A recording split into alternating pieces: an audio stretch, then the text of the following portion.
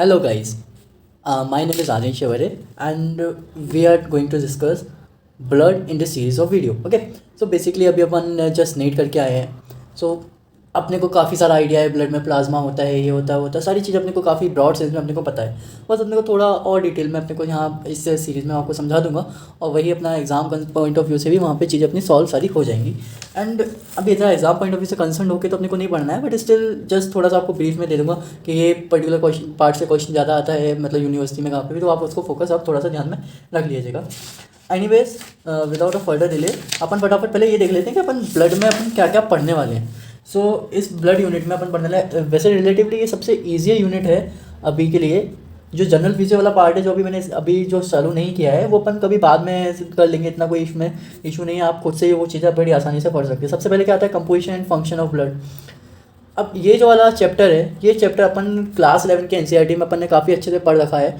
तो बस अपने को थोड़ा सा इसमें थोड़ा सा अपन थोड़ा और ब्रॉड डिटेल में पढ़ेंगे, एक चैप्टर खत्म हो जाएगा. देन आता है second important chapter that is plasma protein. Plasma protein से काफ़ी टाइम्स क्वेश्चन पूछ लिए जाते हैं वाइवा में भी एंड बेसिकली अपने यूनिवर्सिटी एग्जाम में भी कभी कभी शॉर्ट नोट आ जाता है, तो उसको भी थोड़ा ध्यान रखना है. नेक्स्ट आता है haemoglobin. Haemoglobin is again an important topic. Basically ये प्लाज्मा प्रोटीन एक काफ़ी अच्छा इंपॉर्टेंट टॉपिक बनता है. हीमोग्लोबिन भी इंपॉर्टेंट टॉपिक बनता है बिकॉज कई बारी अपने जो यूनिवर्सिटी का एग्ज़ाम होता है उसमें अपने से हीमोग्लोबिन के डिसऑर्डर्स पूछ ले जाते हैं, टाइप्स ऑफ हीमोग्लोबिन पूछ ले जाते हैं, टाइप्स ऑफ एबनॉर्मल हीमोग्लोबिन पूछ ले जाते हैं. तो ये जो पार्ट है ये वाइवा पॉइंट ऑफ व्यू से, practical viva point of view से भी इंपॉर्टेंट है और university exam point of view से भी काफ़ी इंपॉर्टेंट है. नेक्स्ट आता है अपना RBC. ये अगेन एक इंपॉर्टेंट टॉपिक बनता है. ये भी इसमें स्टार लगा दे रहा हूँ, तो ये अपने को पढ़ते रखना है, ये अच्छे से मतलब थोड़ा ब्रीफ में याद रखना है इसको, तो ये हमेशा अपने को याद रहे. ऐसा कुछ बहुत वैसे इंपॉर्टेंस में पोस्ट ऐसा टॉप भी नहीं है इसमें, अपन कर लेंगे इसको आसानी से. नेक्स्ट जो इंपॉर्टेंट टॉपिक, काफ़ी इंपॉर्टेंट टॉपिक, जॉन्डिस. ये जनरली एग्ज़ाम में पूछा ही जाता है जॉन्डिस. ओके, सो जॉन्डिस को अपने को काफ़ी अच्छे से डिटेल में पढ़ेंगे. इसके बाद आता है अपना नेक्स्ट टॉपिक है वो है WBC यानी ल्यूकोसाइट्स. तो ये इसमें ऐसा बहुत ज़्यादा इंपॉर्टेंट टॉपिक नहीं है, बस इसमें फैगोसाइटोसिस का जो मैकेनिज्म है वो कभी कभी पूछ लिया जाता है. बस थोड़ा थोड़ा ब्रीफ लेके चलिए, क्या पूछा जाता है क्या नहीं पूछा जाता, अपने को ऐसा जब भी उन सब चीज़ों में पढ़ना नहीं है. ओके, नेक्स्ट टॉपिक आता है थ्रोम्बोसाइट यानी प्लेटिलेट्स. प्लेटिलेट से भी ऐसे बहुत इंपॉर्टेंट क्वेश्चन कुछ आता नहीं है. नेक्स्ट जो अब जो इंपॉर्टेंट क्वेश्चन जहाँ से बनता है वो आता है अपना coagulation. Okay, coagulation of blood. यहाँ से एक इंपॉर्टेंट क्वेश्चन बन जाता है कोएगुलेशन ऑफ ब्लड से इंट्रिंसिक एक्सट्रिंसिक मैकेनिज्म, उसके बारे में पूछ लिया जाता है जनरली. नेक्स्ट जो अपना टॉपिक है वो है ब्लड ग्रुपिंग. नेक्स्ट है अपने lymph and lymphoid tissue. Then last जो अपना टॉपिक इसमें अपन को पढ़ना रहेगा वो रहेगा अपना इम्यूनिटी. ठीक है, अब जो इम्यूनिटी है उससे भी कई बार शॉर्ट नोट्स आ जाते हैं. ओके, सो बेसिकली ये जो टॉपिक्स है ये अपने को फटाफट यहाँ पे कवर कर लेने हैं. ओके, सो अभी बेसिकली मैं composition and function of blood को ही यहाँ पे लूँगा. काफ़ी छोटा चैप्टर है और मतलब लाइक वीडियो ज़्यादा लंबा ना हो तो अपन फटाफट composition and function of blood को आज अभी खत्म कर लेते हैं 5-10 मिनट में. सो अपन विदाउट फर्दर डिले इसको शुरू करते हैं, फिर मैं लास्ट में आपको थोड़ा और ब्रीफ दे दूँगा अपन कैसे कैसे चीज़ें आगे करने वाले हैं. Okay, so composition of blood. सो सबसे पहले किसी भी चीज़ का कंपोजिशन देखना हो तो सबसे पहले अपने को क्या देखना पड़ेगा, नेक्स्ट पेज पर कर लेना just. Okay, so composition of blood में सबसे पहले छोटी छोटी चीज़ें अपने को ध्यान रख लेनी है. ब्लड का वॉल्यूम कितना होता है. ब्लड का वॉल्यूम होता है अराउंड 5 to 6 लीटर, अपने को पता है. ठीक है, और सेकंड थिंग क्या है, इसकी स्पेसिफिक ग्रेविटी, विस्कोसिटी वगैरह ये सब ज़्यादा एक्सट्रा इंपॉर्टेंट नहीं है. ये क्या है, इसका वॉल्यूम है.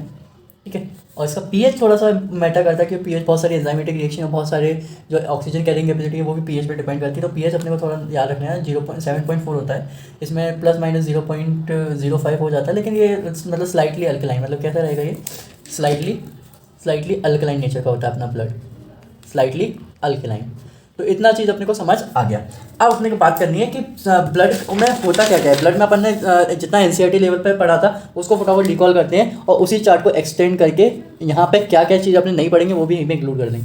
सबसे पहला एक पार्ट था जिसमें अपन पढ़ते थे फॉर्म्ड एलिमेंट, है ना. 11 के एनसीईआरटी में अपन ने पढ़ा था फॉर्म्ड एलिमेंट एक पार्ट है. एक दूसरा पार्ट अपन पढ़ते थे वो है प्लाज्मा प्रोटीन, है ना, या फिर सिंपली प्लाज्मा. तो यही दो चीज़ें हैं जो मिलकर ब्लड को बना रही हैं. ठीक है, तो अब जो फॉर्म्ड एलिमेंट में अपने क्या आती थी सारी सेल्स, मतलब RBC आ जाएंगी इसमें WBC आ जाएंगी, इसी में प्लेटिलेट्स आ जाएंगी. ठीक है, तो यही सारी चीज़ें मतलब इसमें आती थी। और प्लाज्मा में क्या आता था, अपने प्लाज्मा में आता था अपना प्लाज्मा प्रोटीन वगैरह, वो सारी चीज़ें ऐसा, ठीक है। अब अपने को थोड़ा इसमें एक्सटेंड होकर पढ़ लेंगे। तो ये जो क्या बोलते हैं ब्लड में फॉर्म्ड एलिमेंट हैं वो होते हैं अराउंड 45%, मतलब कि ब्लड का जो कंपोजिशन है उसमें 45% क्या होंगे, फॉर्म्ड एलिमेंट। एंड प्लाज्मा का कंपोजिशन ऑब्वियसली अब अपने को समझ आ गया होगा 55% होता है, ठीक है। फॉर्म्ड एलिमेंट में ऐसा अपने को बहुत डिटेल में कुछ नहीं जाना है, इसमें क्या आरबीसी डब्ल्यूबीसी प्लेटलेट्स हैं, इनके रिस्पेक्टिव चैप्टर में अपन इनको डिटेल में पढ़ लेंगे। अब फटाफट प्लाज्मा के बारे में बात करते हैं। प्लाज्मा में क्या क्या होगा। प्लाज्मा का कंपोजिशन क्या है, प्लाज्मा में होता है वाटर, सबसे पहला वाटर, सबसे ज़्यादा क्वांटिटी में उसमें वाटर होता है। एंड सेकंड थिंग उसमें रहती है उसमें सॉलिड्स, ऑब्वियसली उसमें सॉलिड्स क्या होंगे, वाटर में डिजॉल्व होने वाले सॉलिड्स सारे। तो जो प्लाज्मा का 55% है उसका around 91% of plasma is water, मतलब 91% प्लाज्मा में क्या है, केवल वाटर है। और 9% उसमें क्या है, सॉलिड्स है, मतलब सॉल्यूट्स 9% ही उसमें डिजॉल्व है। अब सॉल्यूट्स को भी अपन ने दो पार्ट में डिवाइड कर लिया। अपन जानते हैं केमिस्ट्री में अपन पढ़ के आए हैं कि सॉलिड्स होते हैं वो दो टाइप के होंगे, मतलब डिसॉल्विंग कैपेबिलिटी के बेसिस पे, एक होंगे इनऑर्गेनिक, एक होंगे ऑर्गेनिक। ऑब्वियसली जो ऑर्गेनिक चीज़ों में डिजॉल्व हो वो ऑर्गेनिक, जो इनऑर्गेनिक सॉल्वेंट में डिजॉल्व हो जाए वो इनऑर्गेनिक। ओके, तो इनऑर्गेनिक ऑर्गेनिक में अपन ने बेसिकली डिवीजन हो जाएगा। तो अब इनऑर्गेनिक में भी अपन को देखना पड़ेगा सेल के अंदर क्या है, सेल के बाहर क्या है। तो फिर इनऑर्गेनिक में बेसिकली क्या आएगा, इनऑर्गेनिक में क्या आएगा, मतलब जितने भी आयंस हैं, है ना, आयंस ही आएंगे बेसिकली इनऑर्गेनिक कंटेंट में। तो कितने बाकी जब तो बॉडी में बहुत सारी चीज़ें ऑर्गेनिक ही होती है ना, तो इनऑर्गेनिक कंटेंट में क्या क्या आ जाएगा, सारे आयंस। अब अपने को अभी तक तो अपने को इतना भी पता है कि सेल का जो ICF है, मतलब इंटर सेलुलर फ्लूइड, और जो एक्स्ट्रा सेलुलर फ्लूइड है, तो उन दोनों में डिफरेंस है। इंटर सेलुलर फ्लूइड है उसमें आयंस अलग होंगे, एक्स्ट्रा सेलुलर फ्लूइड है उसमें आयंस अलग होंगे। तो बेसिकली ICF में अलग आयन है इसमें, और ECF में अलग आयंस हैं। तो फिर ये इनके आयंस के फटाफट नाम भी यहीं पे मैं मेंशन करके लिख दे रहा हूँ। तो क्या है, देखो अपन बचपन से पढ़ते आ रहे हैं कि सेल में सोडियम पोटेशियम पंप, तो सोडियम पोटेशियम पंप क्या करता है, पोटेशियम को अंदर भेजता है ना।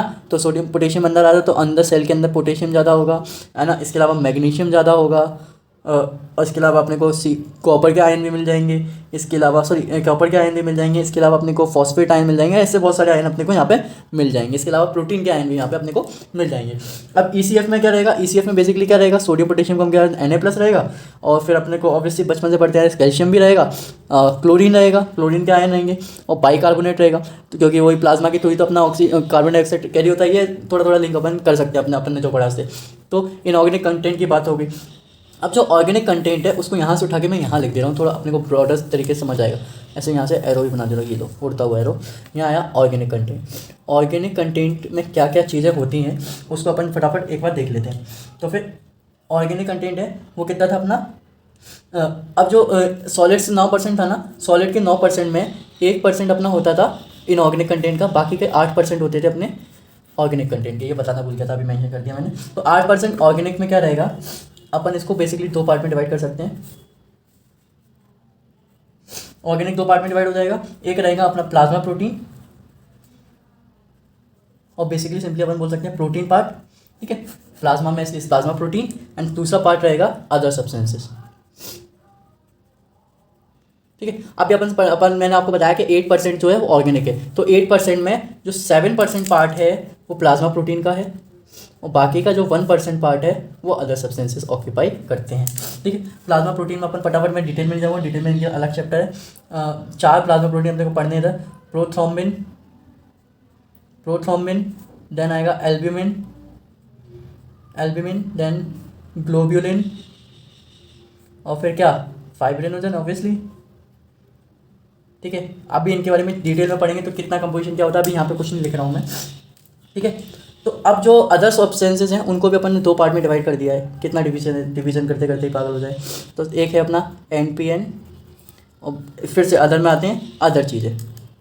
NPN होते हैं नॉन प्रोटीन नाइट्रोजनस सब्सटेंसेज, मतलब कि जो प्रोटीन नहीं है लेकिन उनमें नाइट्रोजन होता है।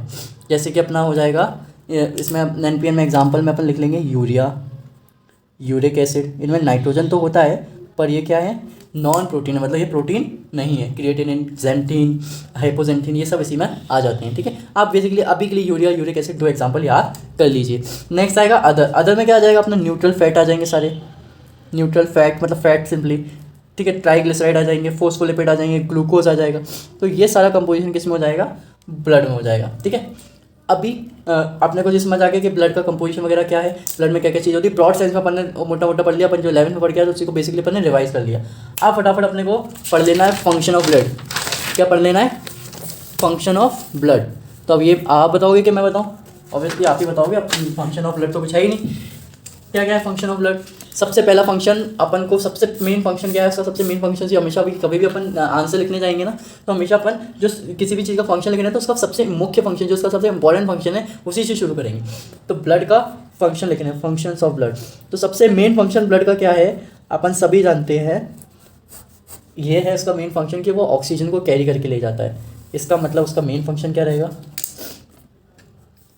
रेस्पिरेटरी फंक्शन रहेगा सबसे पहला उसका।